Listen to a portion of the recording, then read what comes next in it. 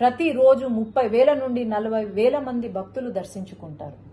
అట్లాగే అత్యధిక ధనిక దేవాలయం ఏదైనా ఉంది అంటే అది తిరుమల తిరుపతి దేవస్థానం. అలాంటి తిరుమల తిరుపతి దేవస్థానాన్ని దర్శించుకోవడానికి, వెంకటేశ్వర స్వామిని చూడ్డానికని చెప్పి నెలల తరబడి వెయిట్ చేసి మరీ దర్శనం కోసం వస్తారు భక్తులు. తర్వాత లైన్లో గంటల కొద్ది క్యూ లైన్లో వెయిట్ చేసి ఆ తిరుపతి లడ్డూ కోసం, ప్రసాదం కోసం అని చెప్పి వెయిట్ చేసి ఇంటికి తీసుకెళ్లి దాన్ని పూజ చేసి, ఎంతో నిష్టగా పూజ చేసి అందరికీ పంచిపెడతారు. అలాంటి తిరుపతి లడ్డూలో మొన్న ఏదైతే రిజల్ట్ ల్యాబ్ టెస్ట్ ఏదైతే వచ్చిందో, మన హిందువులు గోవుని ప్రతిరోజు పూజిస్తాం. దేవుడితో సమానమైన ఆ గో మాంసం ఏదైతే ఉందో, లేదంటే చాప నూనె ఏదైతే ఉందో, అది లడ్డూలో కనిపించడం అనేది ఇంతకన్నా పాపం వైఎస్ జగన్మోహన్ రెడ్డికే దక్కుతుంది.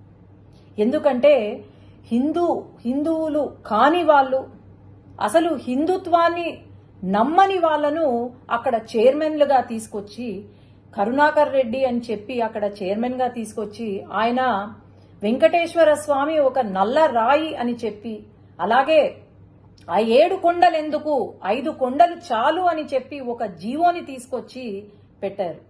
అట్లాగే వైవి సుబ్బారెడ్డి గారు అని చెప్పి ఆయనను తీసుకొచ్చి, అసలు హిందుత్వం అనే నమ్మని వాళ్లను తీసుకొచ్చి ఈరోజు మరి అసలు వీళ్లకు ఆ ఆలోచన ఎలా కలిగింది అనేది నాకైతే అర్థం కావట్లేదు.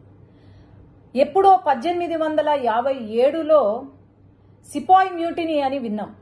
అది బుల్లెట్లు, బ్రిటిషర్లు చేసే బుల్లెట్లలో గోమాంసం ఉందని చెప్పి అదే ఫస్ట్ వార్ ఆఫ్ ఇండిపెండెన్స్ అని కూడా అంటారు. గోమాంసం ఉందని చెప్పి చిన్నగా ఒక రివోల్ట్ స్టార్ట్ అయ్యి అది పెద్దగా కనిపించిన బ్రిటిషర్లు అందరినీ కూడా చంపి పాడేసిన దేశంలో ఈరోజు ఇక్కడ లడ్డూలో గోమాంసము, చాప నూనె ఉంది అంటే మరి ఏమనుకోవాలి? మనము ఈ 5 సంవత్సరాలు, గత 5 సంవత్సరాల కాలంలో మనం గమనిస్తే అసలు గుడులకు వాల్యూ ఇవ్వని ఆ ప్రభుత్వం, వైఎస్ఆర్సీపీ ప్రభుత్వం ఏదైతే ఉందో, నేను చెప్తూనే వచ్చాను. శ్రీశైలంలో కూడా శ్రీశైలం లడ్డూలో చికెన్ ఎముక కనిపించింది అంటే ఆ రోజు ఎటువంటి యాక్షన్ తీసుకోలేదు. అసలు దేవాలయాలు ఎందుకున్నాయి, లేదంటే మన దేవుళ్ళు ఎందుకున్నారు ఇంకా అని అనిపిస్తుంది. తప్పకుండా ఖచ్చితంగా అయితే ఎవరైతే దీనికి బాధ్యులో వాళ్ళను ఉరి తీసినా ఎక్కడ తక్కువ కాదు, కానీ వీళ్లకు కఠినమైన శిక్ష విధించాలి, ఖచ్చితంగా విధిస్తారు అని నేను అనుకుంటున్నాను. సీఎం గారు వెంటనే, మన గవర్నమెంట్ ఫామ్ అయిన వెంటనే తిరుపతి లడ్డు నాణ్యత కోసం, అది చాలా చిన్న విషయం కావచ్చు కానీ తిరుపతి లడ్డు నాణ్యత ఎలా ఉంది అని చెప్పి ల్యాబ్ రిపోర్ట్కి పంపించారు అంటే ఇంతకన్నా మంచి ముఖ్యమంత్రి, మంచి పాలన ఎక్కడైనా ఉంటుందా అని నేను భావిస్తున్నాను. ఇక్కడ మటుకు ఈ హిందూ మనోభావాలు దెబ్బతీసేలాగా